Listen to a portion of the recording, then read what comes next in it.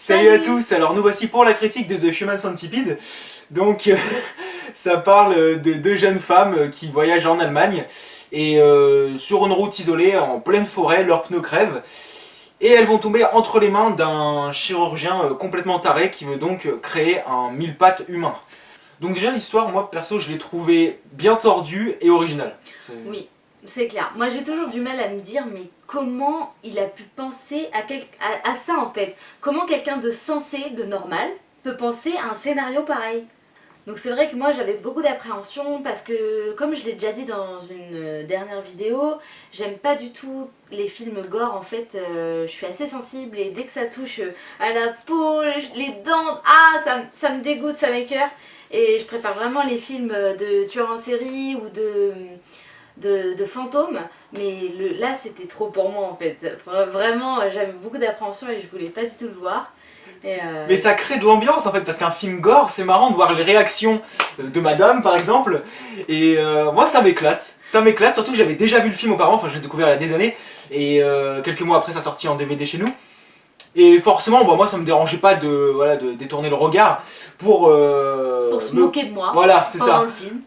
Ensuite l'ambiance, je trouve qu'elle est relativement froide, déjà le filtre de l'image, c'est terne, c'est vraiment glacial. Oui, les couleurs aussi dans le décor, tout est bleu, blanc, vert. C'est ça, voilà, parce qu'on est chez un chirurgien, donc ces couloirs qui semblent vraiment interminables, les murs qui sont tout blancs, et puis c'est vraiment propre. Il y a quelques cadres voilà, en déco, et puis après c'est tout. Oui, c'est ça. C'est vraiment soft, et je pense que ça met bien en valeur aussi les éclaboussures de sang, et puis ça met vraiment... Même lui aussi, le docteur, qui est quand même dans sa blouse blanche. Oui.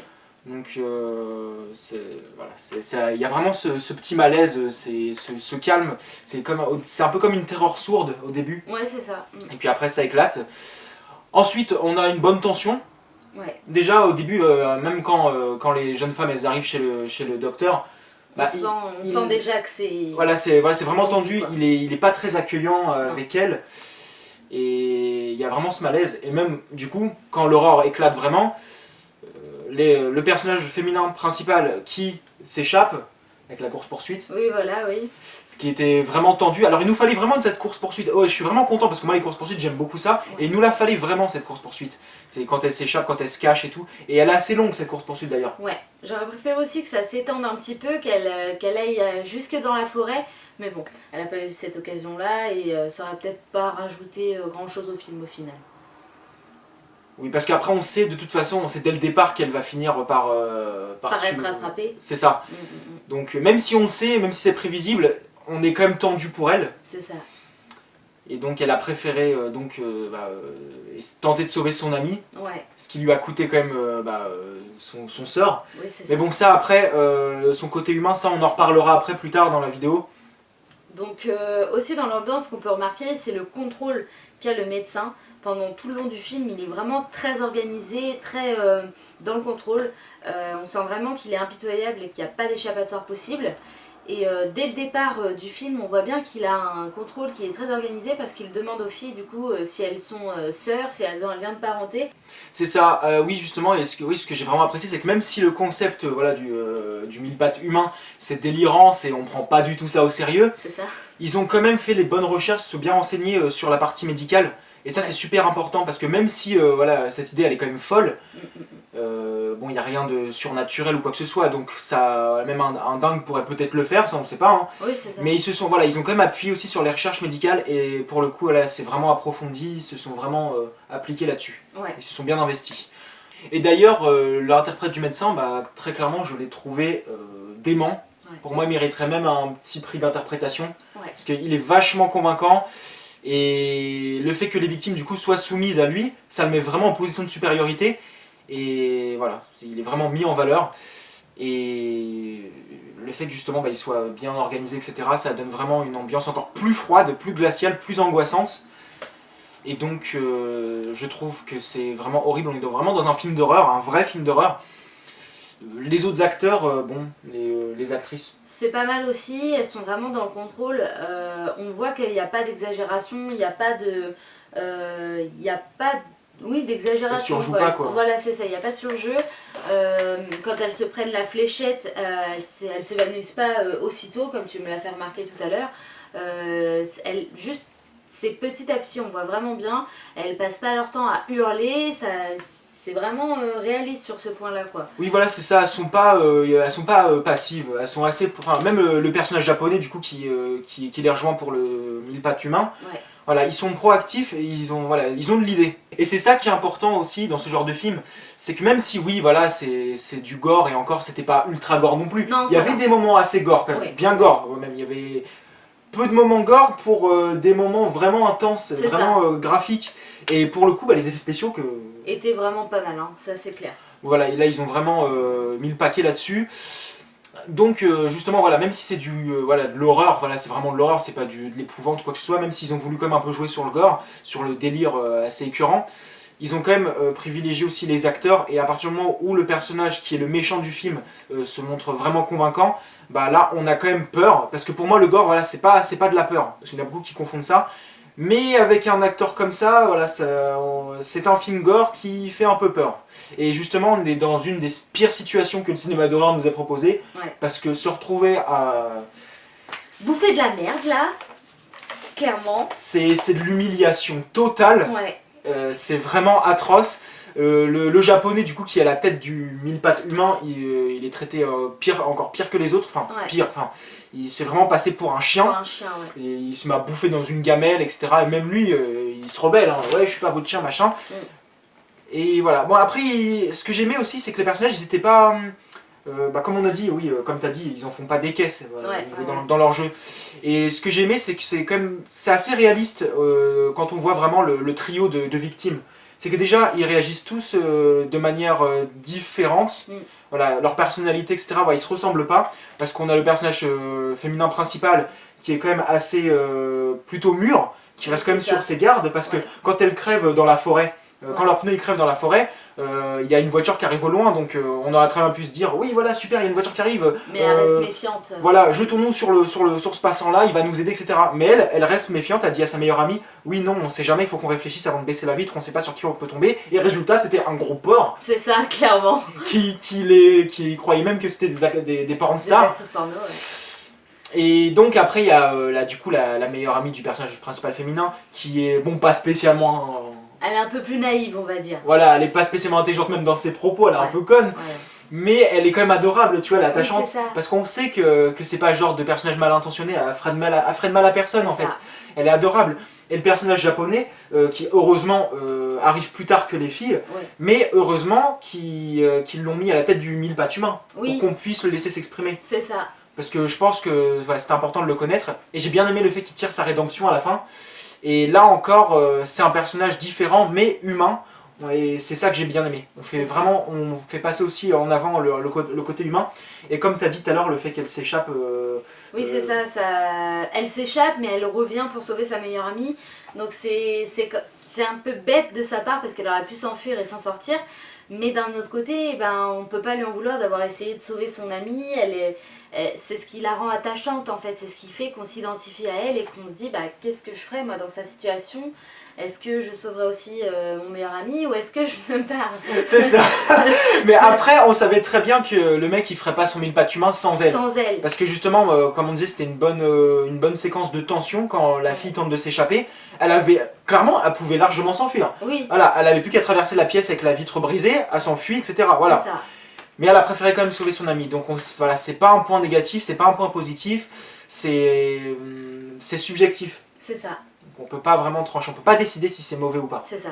Parce que on peut que compatir en fait. C'est ça. Et le fait qu'elle bouffe de la merde à longueur de journée, ça, c'est horrible. y compris l'infection de la joue là qui est juste écœurante, ça, quand il y a le gros pu vert là qui sort et tout. J'ai même cru qu'au départ quand le médecin il allait sentir ce truc, j'ai cru qu'il allait le manger moi aussi. J'ai cru vraiment et je me suis dit non faites pas ça, c'est too much. Oh ouais non. Du coup, un point négatif que j'ai trouvé, c'est pas non plus quelque chose de dramatique, il y en a dans tous les films, c'est les faux raccords.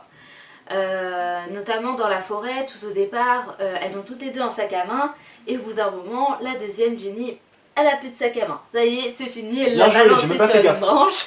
Après, pareil, quand l'héroïne principale s'enfuit, elle met plein de sang sur la porte.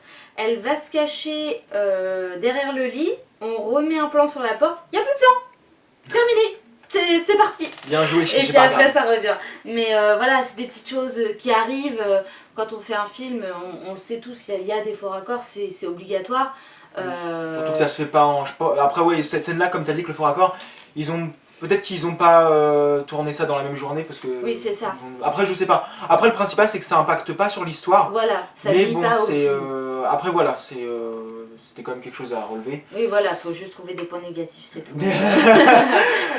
Et justement moi un truc, bon c'est un truc qui m'agace. Je dirais pas que c'est dans la plupart des films d'horreur, disons peut-être la moitié. Quasiment. C'est un peu une bêtise chez les victimes, c'est de ne pas s'assurer que le psychopathe est mort une fois que tu l'as attaqué. Parce que justement il y a une tentative d'évasion et il y a le japonais qui plante 2 fois je crois le médecin et puis le médecin qui forcément s'écroule et puis en fait il lui mord la gorge, il lui arrache un petit bout de chair. Et c'est là que bah, justement les 3 victimes tentent de s'échapper. Mais assurez-vous, putain de merde, qu'il est mort. Tu reprends le scalpel et puis tu t'acharnes dessus quoi. Voilà, enfin... moi je l'aurais bien fait là comme ça, là, d'une oreille à l'autre. Oui voilà, C'est, parce que c'est trop facile, on le sait. Ah bah il est pas mort, il va revenir, ça y est, c'est sûr. Ah bah oui, bah alors là pour le coup oui. Alors après oui, comme tu disais tout à l'heure, oui sinon il y aurait pas de fin je pense. Enfin il y aurait pas oui, la confrontation finale. Les films ils seraient ça serait trop facile si à chaque fois la victime elle tue le meurtrier, elle se barre, voilà le film est fini en 5 minutes quoi. Ouais. Donc on peut pas non plus le faire quoi. C'est ça. Mais après voilà, ils auraient peut-être pu s'y prendre autrement. Après je sais pas, c'est peut-être qu'il a cru qu'en lui mordant la gorge il allait crever, mais bon t'as certains endroits où tu peux mourir et d'autres non. Oui voilà c'est ça. Mais il aurait peut-être dû, je sais pas moi. C'est vraiment superficiel en fait, il a pas atteint la carotide donc voilà. Donc après je sais pas, mais personnellement je pense que même si on n'est pas dans la situation, même si on peut pas savoir comment on va réagir exactement, là pour le coup je l'aurais liquidé, oui, vraiment. Mais clairement, tu te défoules dessus là. Ah bah oui, bah alors là, ouh là là, ouh et ensuite donc les policiers hein, que tu avais mentionné. Ouais ça je trouve ça aussi dommage, le fait que les policiers n'aient pas appelé les renforts dès le départ, qu'ils soient pas venus à plus que 2, parce qu'ils savaient que le mec était un petit peu dérangé quand même. Et après le deuxième policier, une fois qu'il a entendu les coups de feu, avant d'aller chercher son coéquipier, il aurait dû appeler les secours, il aurait dû appeler des renforts. Parce que... Oui voilà, on est à telle adresse, la situation dégénère, enfin voilà, envoyer du renfort, etc. Oui c'est ça, parce que du coup résultat les 2 policiers sont morts, le psychopathe est mort et la pauvre fille, enfin les pauvres gonzesses, elles se retrouvent toutes seules. Alors elles vont sûrement mourir parce que bah, la première elle meurt, ça c'est sûr. Ouais, d'infection. Ouais, mais la deuxième va sûrement mourir comme ça en fait, et parce qu'on sait pas combien de temps les policiers vont envoyer des renforts. C'est ça. Et du coup, enfin, la pauvre gonzesse quoi. Et c'est ça justement, on insiste sur son calvaire et je trouvais ça horrible. Ouais. Mais en ce qui concerne oui les policiers, le truc c'est qu'en fait ils sont venus 2 fois. La première fois ils sont venus pour interroger le médecin et directement le médecin il perd son sang-froid. Ouais. Donc déjà à partir de ce moment-là je me dis waouh, mais le mec il a quelque chose à se reprocher, même si t'es débordé par le travail tu réagis pas comme ça. Oui, même si... ça. Et donc bah non, bah si vous voulez fouiller le sous-sol, bah allez chercher un mandat et puis on en reparle. D'accord? Et ça c'est pas mal qu'il soit revenu justement avec un mandat, qu'ils aient pas juste dit ah bah c'est bon, c'est un grand chirurgien, il est débordé, on le laisse tranquille quoi. C'est ça. Et bah du coup pour continuer sur cette histoire là qui était quand même bien intéressante et tout, on entre très vite dans le vif du sujet. Le film il démarre vite hein. Très clairement il n'y a pas de temps mort. Après oui on peut peut-être sentir vite fait une petite baisse de rythme une fois que les victimes elles sont vraiment dans le mi-patte, mais bon ça on pouvait pas faire autrement. Oui c'est ça. Là c'était vraiment sur l'humiliation en fait. Ouais. Mais donc ouais on entre très vite dans le vif du sujet et ça j'ai apprécié. Donc du coup quelle note lui mets-tu? Alors moi je vais mettre la note de 6 parce que j'ai pas du tout aimé étant donné que c'est pas mon style et que je déteste les films gore, mais c'est pas pour autant que c'est un mauvais film. Il est bon, le jeu d'acteur est bon, j'ai aimé le scénario, j'ai aimé les effets spéciaux, les cicatrices, les blessures, je trouvais ça convaincant et du coup voilà, je peux pas mettre une mauvaise note juste parce que j'ai pas apprécié le film. Oui, et donc oui, tu parles voilà, des critères cinématographiques et, oui, et voilà, du ressenti perso. Parce que je l'ai toujours dit, moi, c'est qu'il faut il faut faire faut trouver le juste milieu entre les ressentis perso et les critères cinématographiques. Oui, c'est ça. Mais du coup, est-ce que ça te dirait de voir le 2? Ah non, pas du tout. Parce qu'en fait, tu m'as dit qu'il était beaucoup plus gore que le premier, et déjà là j'étais au max, donc non, c'est pas... non. T'es sérieuse? Ouais. T'es sûre? Ouais.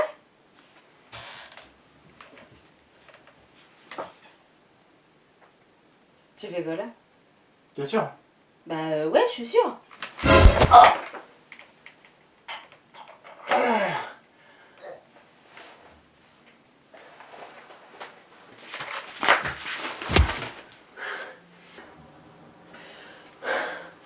Maman. Donc, j'ai oublié, je mets 7 sur 10 au film. Merci d'avoir accordé du temps à ma vidéo. On se retrouve très bientôt, mais sans Héloïse. Et je vous dis à plus. Salut!